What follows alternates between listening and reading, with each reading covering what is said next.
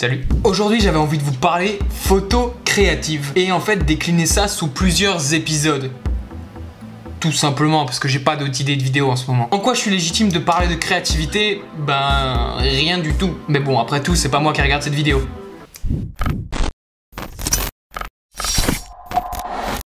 Je pense que vous êtes curieux autant que moi en fait de savoir tout ce qui peut se cacher derrière une photo.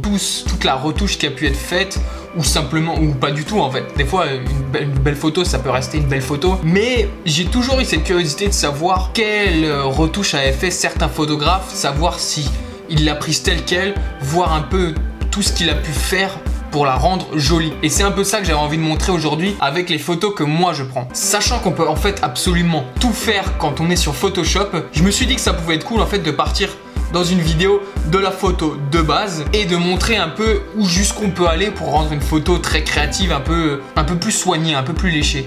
Ou alors faire carrément l'inverse, montrer une photo retouchée et montrer que à la base elle était un peu dégueu quoi. Sur l'exemple que je viens de vous montrer, en fait on est parti sur de la retouche classique. On a enlevé tout ce qui était panneau de signalisation, on a enlevé tout ce qui était un peu dégueu, les trucs qu'on n'a pas envie de voir sur une belle photo. On peut appeler ça de la retouche basique. Et pour parler concret, aujourd'hui je vais vous montrer comment refaire cette photo. Cette photo en fait elle utilise une méthode très simple de retouche de base, classique. Et en fait, à la base, je voulais vous montrer juste comment retoucher une photo classique. Et puis, je me suis dit que ça pouvait être cool, en fait, plus de plonger dans la créativité et voir qu'en fait, on peut faire absolument n'importe quoi avec des outils de base. Peut-être qu'en regardant cette photo, tu sais déjà comment j'ai fait. Mais même si c'est le cas, je t'invite à rester sur la vidéo, ok? Pour réaliser cette photo, en fait, on pourrait s'imaginer plusieurs techniques. Prendre une photo du plan de décor à vide et simplement effacer notre sujet pour laisser apparaître ce qu'il y a derrière. Mais moi, j'avais envie de partir plus d'une photo un peu lambda, une photo que tu vas retrouver dans tes archives, une photo que tu n'as pas eu envie d'utiliser tout de suite.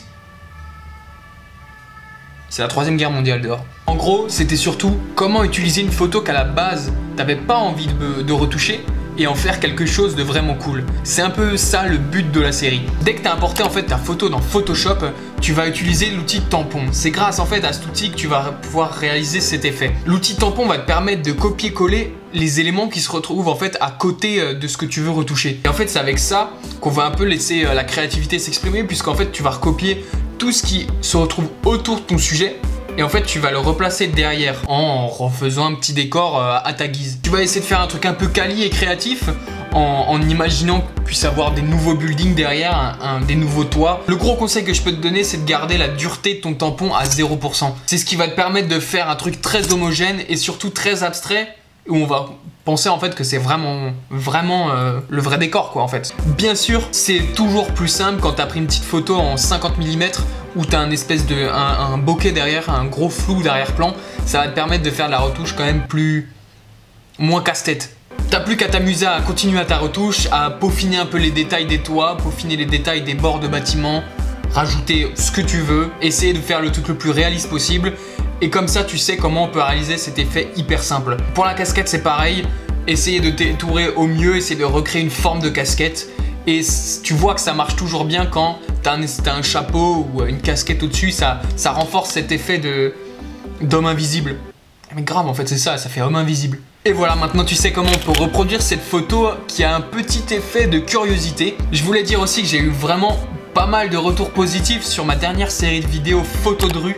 Ça me fait extrêmement plaisir parce que c'est une série qui me tient à cœur, j'adore faire ça, j'adore prendre des photos en fait la nuit. Et du coup, c'était juste pour dire que le prochain épisode arrive très bientôt. Je l'ai pas encore tourné, mais j'ai déjà fait du repérage de spots pour prendre les photos.